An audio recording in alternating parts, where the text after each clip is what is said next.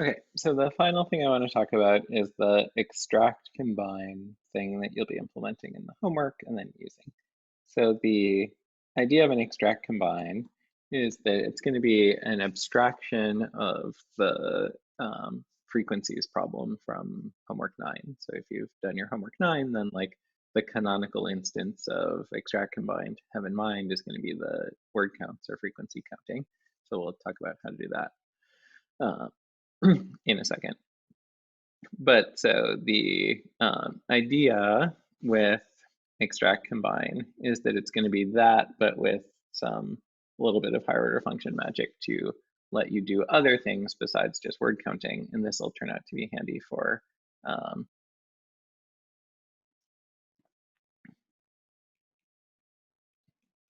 this will other things besides word counting. It'll be handy for a variety of the data gathering tasks in the machine learning. So you'll basically do like one extract combine to count, this, and then like another where this is like the number, maybe the number of documents you want to count, and then you want to count the number of documents in each category, and then you want to count the number of documents in number of times each word occurs in each category, and so on. And so there's like 6 different things that you have to count, and each of them will be like a one-line extract combine that has, particular inputs for its higher order functions.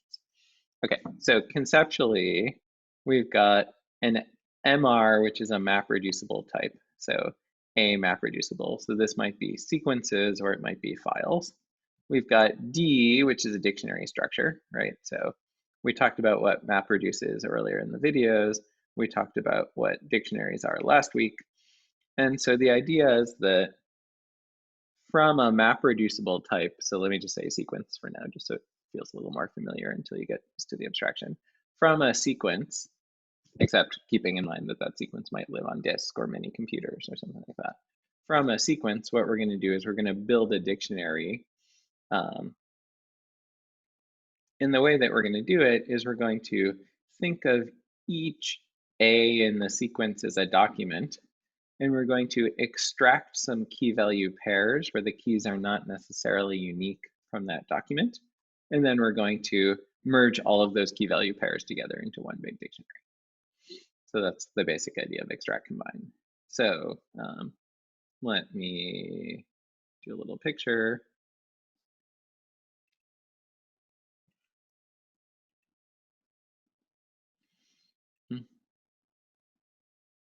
So the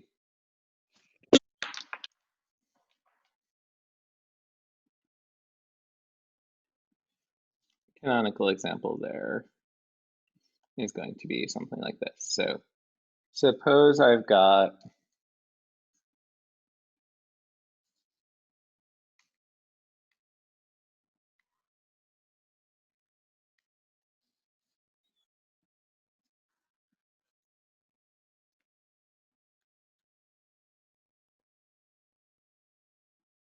like a document 1, and then I've got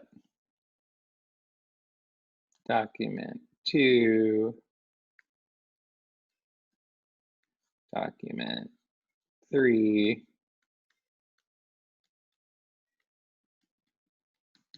and so on. So the extractor, what we do, so if these are so you think of these documents as the A's in the sequence, so I've got a whole sequence of these.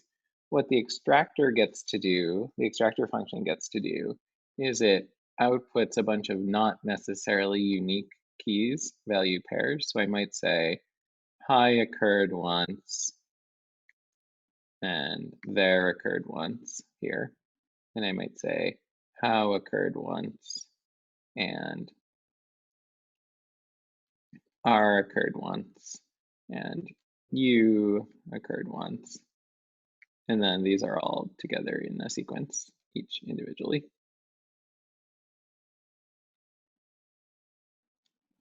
And then here, I might just say, hi occurred once, hi occurred once, hi occurred once 3 times, right? So I don't have to say hi occurred 3 times at this point because the keys in the output key value pair sequence are not necessarily unique. and so on. Okay, so now I've got a bunch of key value pairs, and if I now make a dictionary out of all of these key value pairs, I'm going to combine all of this together into one dictionary, and that dictionary would say, well, hi occurred 1, 2, 3, 4 times. Overall, how occurred once, are occurred once,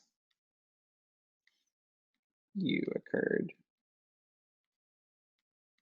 once. Right, okay. So if I combine all of these key value pairs into a dictionary, that's where it's going to like then merge the keys. So if I'm, counting, then I would add up the values. So I would say hi occurred once, once, once, once, once. Well, now I've got 4 of them. Oh, I lost it there.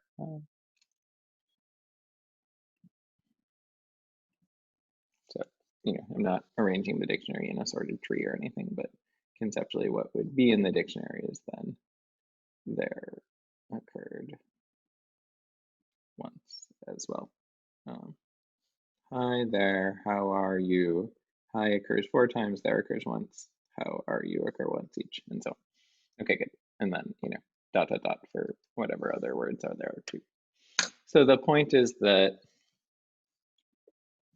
the extractor is turning each document into a sequence of key value pairs. And then the combine phase is then taking all of the key value pairs for all of the dictionaries, or sorry, for all of the documents and merging them into one single dictionary. But like with we were talking about before, the idea is that if you imagine that maybe like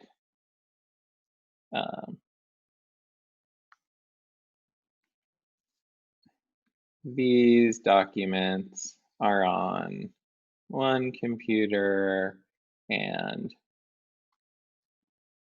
these documents are on another computer and so on. The point is that we could do this process in such a way where on my computer, I not only extract things here for the data from my computer, but also do the merging. And so I get a little baby dictionary that for my computer says,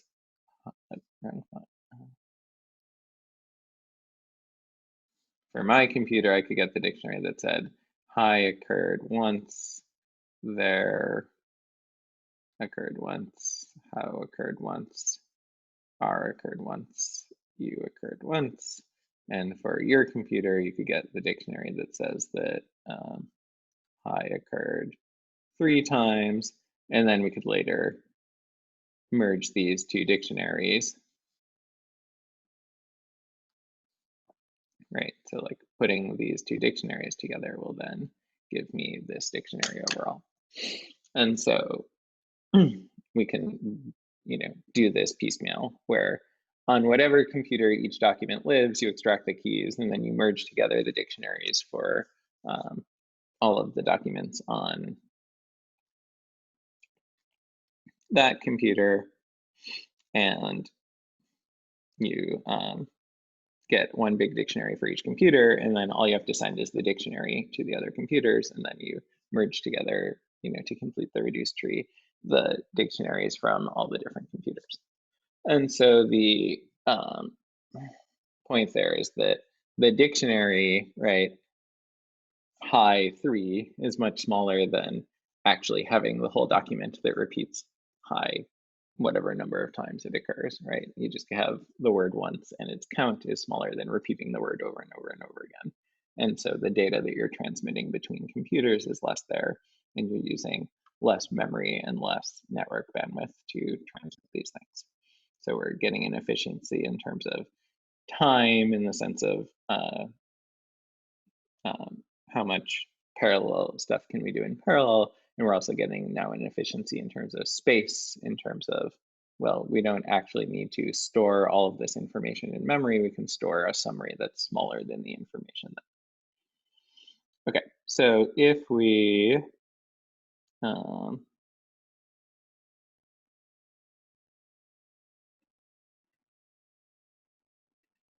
go back to the code for a second.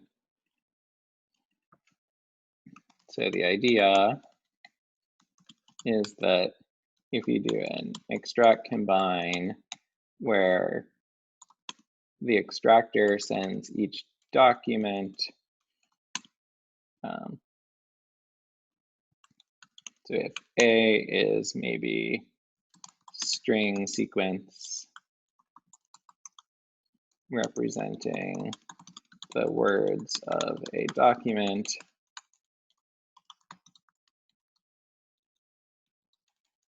and then the extractor sends each document to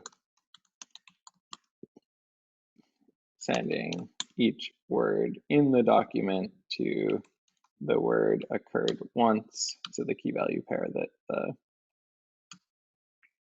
word occurred once, and then the